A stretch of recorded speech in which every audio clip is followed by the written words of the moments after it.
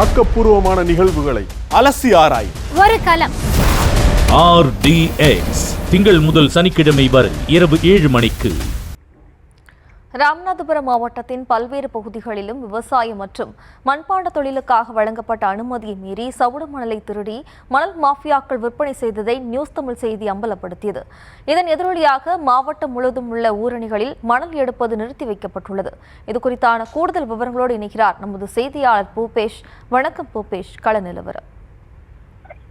வணக்கம். ராமநாதபுரம் மாவட்டம் முழுவதும் இருக்கக்கூடிய ஊர்ணி அதே போல நீர்நிலைகளில் வண்டல் மண்ணை எடுத்து இந்த விவசாயிகள் மற்றும் மண்பாண்ட தொழிலாளர்கள் பயன்பெறும் விதமாக மணலை எடுப்பதற்கு அனுமதி வழங்கப்பட்டிருந்தது. இந்த அனுமதியை சில மணல் மாஃபியாக்கள் முறைகேடாக பயன்படுத்தி அந்த மண்ணை எடுத்து விற்பனை செய்வது தொடர்ச்சியாக நியூஸ் தமிழ் அம்பலப்படுத்தி இருந்தது.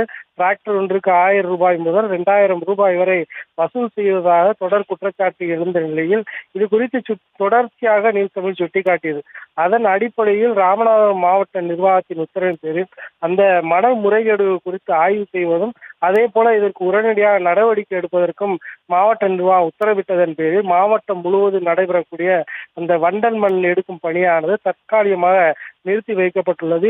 இதில் முறைகேடு ஏற்பட்டிருக்கும் பட்சத்தில் அந்த சம்பந்தப்பட்ட நபர்கள் மீது நடவடிக்கை எடுப்பதற்கு மாவட்ட நிர்வாகம் உத்தரவிட்டதாக தகவல் தெரிவிக்கப்பட்டுள்ளது. ராமநாதபுரம் மாவட்டம் முழுவதும் பல்வேறு இடங்களில் நடைபெற்று வந்த மணல் மோசடியின் காரணமாக தற்போது நியூஸ் தமிழ் செய்தி எதிரொலியாக இந்த மோசடியானது தற்காலிகமாக நிறுத்தி வைக்கப்பட்டுள்ளது குறிப்பிடத்தக்கது.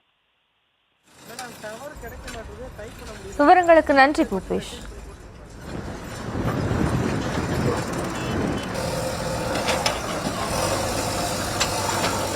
Okay madam, okay. வண்டி போறது